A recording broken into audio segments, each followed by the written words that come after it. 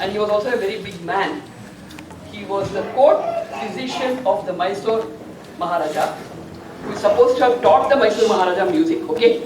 Beyond this, our today's anchor Mahathi will take you on. And thanks for all the performers who have come here and the parents who have brought them here. Thank you. I cordially invite and welcome all of you to today's program on celebration of Sri Muthiah Bhagavatar.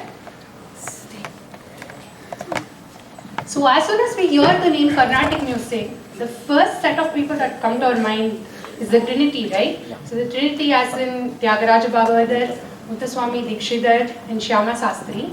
But there's yet another performer who's like kind of very distinguished, and he's got a lot of his compositions which are very outstanding and unique. So he has enriched the Carnatic music after the Trinity, and his name is Dr. L. Muthiah Bhagavatar. Before we actually indulge into his biography, let's just get soaked in one of his beautiful musical pieces, which is going to be performed by one of our youngest singers today. She's the youngest. She's my daughter. So I invite Dhriti onto the stage to sing Himagiri Dane on Suddha Danyasi Raga. So we started with Muthiah Bhagavatar. So we'll get to know his parents. So he was born to Lingam Iyer and Anandam on November 15, 1877. But he lost his father at a very young age of 6 years. So post which he actually came under the tutelage of his maternal uncle, M. Lakshmana Suri, after which he began his journey and powerful bond with music, where he went in search of music and guru, probably at the age of 10 years. Then he got to find Sambashiva Iyer. He became his disciple, who was in the direct Shishya Parampara of Tyagaraja. So Sambashiva Iyer and his son T.S. Sabesha Iyer, not only taught him different types of Geetams, Varnams and Kirtanas, but also Prabandhams of Venkatamaki. So Muthiah Bhagavatar then returned to Harikesanallur probably in 1893 and lived there for 3 years. So it is said that he used to wake up at dawn, probably 3:30 a.m. every day, with the accompaniment of tambura. He used to practice his akarams. So now we understand how he has reached stardom, right? So before we understand further about him, let me invite students of Shruti Sriram, Shravan Sriram and Nityashri Tiruloga Chandar to perform Gam Ganapatiye in the Ragam Hamsadvani. It was a landmark performance for him in 1897. So the Maharaja was so impressed with Muthiah Bhagavatar's singing that he made him the Asthana Vidwan of Travancore court. And his status in a front-ranking musician became established after that. Okay, so we get to know more of him as it is coming. So let's invite Lalita and Laya. Over to you. The stage is all yours.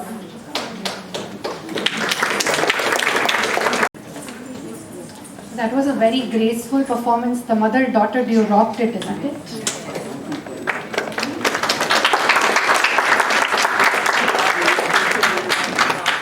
So before we move on to the next performance, let us get to know a little bit more of Harikesanallur.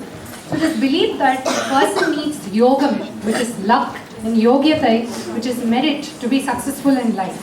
So Muthiah Bhagavatar had an abundance of both. So he loved good things in life. He always wanted to live like a king. So he loved to dress up grandly, and combined with his regal personality led him to distinction. Even on normal days, he would wear dresses with a golden lace. So he would not wear a dhoti more than once, and even his kumkum or the vermilion mark would be a combination of argaja and other scented substances. So he would spray a liberal quality of the finest attar, a kind of perfume, on his dresses. His vetale petti, a box of betel leaves, was like a small suitcase, and it contained the finest spices, not somewhere from India, but he had imported, and the cloth came from Burma, it seems. So the wood for the sipla was made of a special sandalwood from Mysore. Probably the king would have gifted him, right? Okay, so before understanding further, let's move on to the next performance. It is going to be from my side. So I'm going to sing Jalantara of Ragam Valaji. So yeah, His Majesty, he feels himself as a king. He had requested for an elephant cup, I thought. And even his walking stick said to be engraved in gold and silver. And he was one of the few musicians who revolved or moved around in a Daimler car, which is like costly at that point of time maybe. Getting ready, I have some more time. So he not only was majestic, but his heart was also magnanimous. So he was kind of a very good person. So it is said that T.N. Seshagopalan had written in one of his articles saying that Muthiah Bhagavatar had visited a marriage. So he relished the rasam prepared by one of the persons, and he gave a ring and his angavastram to the boy who served him. So he wholeheartedly praised the musical skills of others as well, including youngsters. So he introduced a lot of Vidvans to the court of Travancore and Mysore Samasthanams.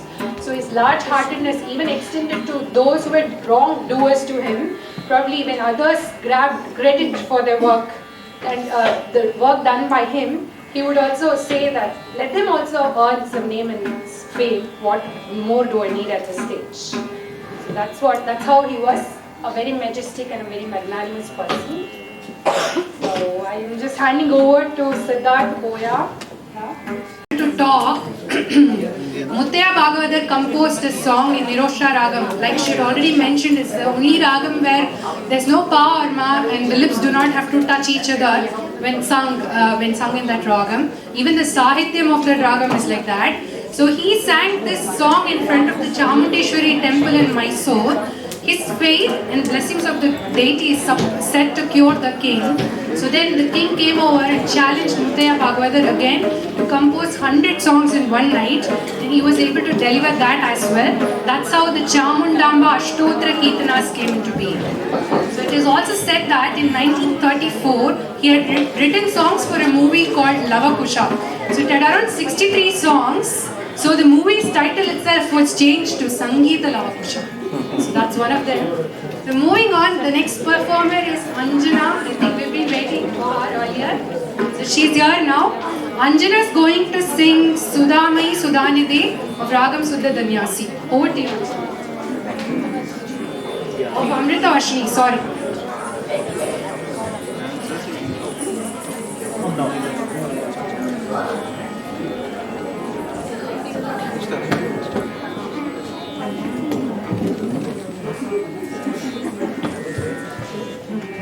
Performance. So I think that was the last performance of the day. So let's just close with some of the important highlights of Muthiah Bhagavatar. He has to his credit almost 400 compositions, the largest among the post-Trinity composers, that included many types of varnams as well as kritis and tilanas. The songs were also on a number of Hindu pantheon as patterns. He composed them in 4 languages, Telugu, Tamil, Sanskrit and Kannada. Some of the ragams that owe their existence today to the great composer, we had listened to one of them, Niroshta. There are other as well, Vijaya Saraswati, Karna Ranjani, Buddha Manohari. And also he composed song for which the Sahitya is also based on the same concept, that is Niroshta. He also popularized Shanmukha Priya and Mohana Kalyani. He introduced many Hindustani ragas, for example, Sohini, which is Hamsanandi in Carnatic, and Saran Malhar, and created approximately 20 ragas of his own. So his songs were popularized by his disciples Madurai Mani Iyer and Shankara Shivam, guru of famous popular artist Sri T.N. Seshagopalan. So he was adept in playing Chitraveena and Mridangam as well. So Muthiah Bhagavatar's legacy of music lives on his granddaughter, Veena expert Srimati Rukmani Gopalakrishnan. So with this we come to the end of today's wonderful performances. So over to Geeta Aunty.